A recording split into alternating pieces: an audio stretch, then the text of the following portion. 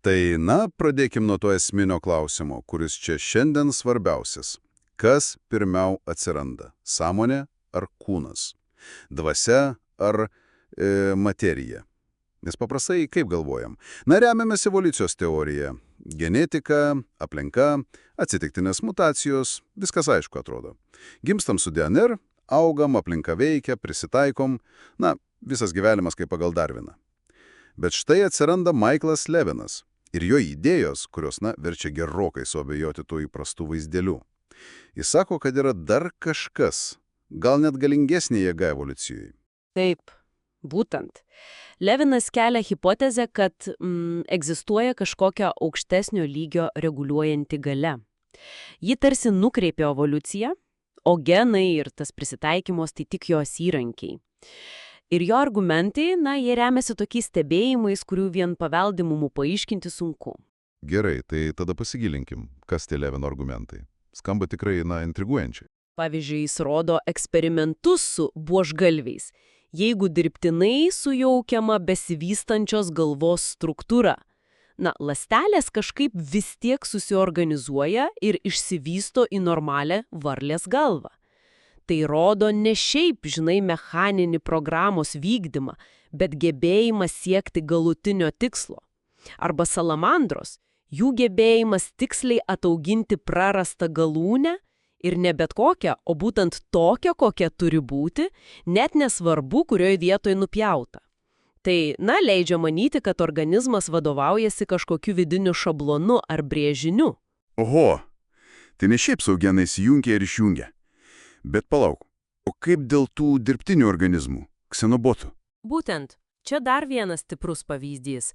Šie dariniai sukurti tiesiog iš varlių kamieninių ląstelių, jie neturi nei nervų sistemos, nei svarbiausia jokios evoliucinės istorijos ar genetinio plano judėti ar veikti kartu. Bet kas įdomiausia, paleisti į terpę, jie spontaniškai ima judėti, būrėsi į grupės, netgi atranda būdų, kaip efektyviau, surinkti šiukšlės petrilėkštelyje. Tai rodo, kad gebėjimas siekti tikslo organizuotis gali egzistuoti net ir be specifinės genetinės programos tam. Supratau. Tai jei ne genai ir ne aplinka tiesiogiai viską lėmė, tai kas tada? Levinas kalba apie kažkokius nematomus šablonus ar tikslus. Patterns. Kas čia per dalykas? Taip, jis mano, kad egzistuoja struktūriniai tokie paternai. Organizmo vystymasi, augimą, regeneraciją reguliuojančios principai.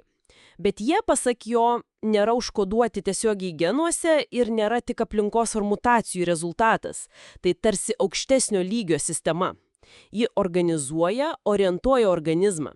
Įveikia materialų pasaulį, nors pati, galbūt nėra jo dalis. Čia jis mini Platoną ir berods matematinius dėsnius.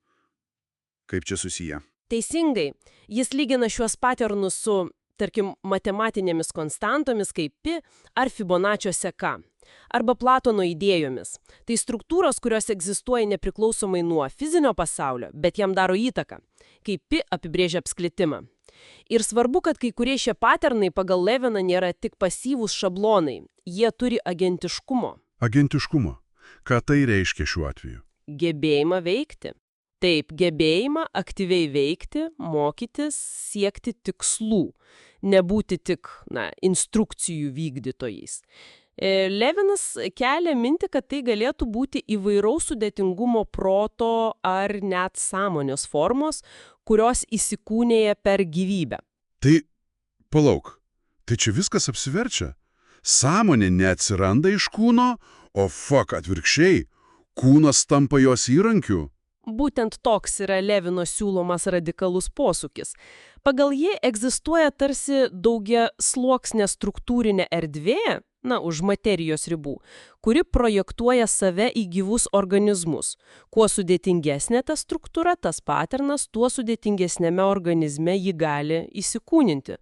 Nuo bakterijų iki žmogaus. Sąmonė šiuo atveju nėra kūno produktas, bet galbūt jo priežastis.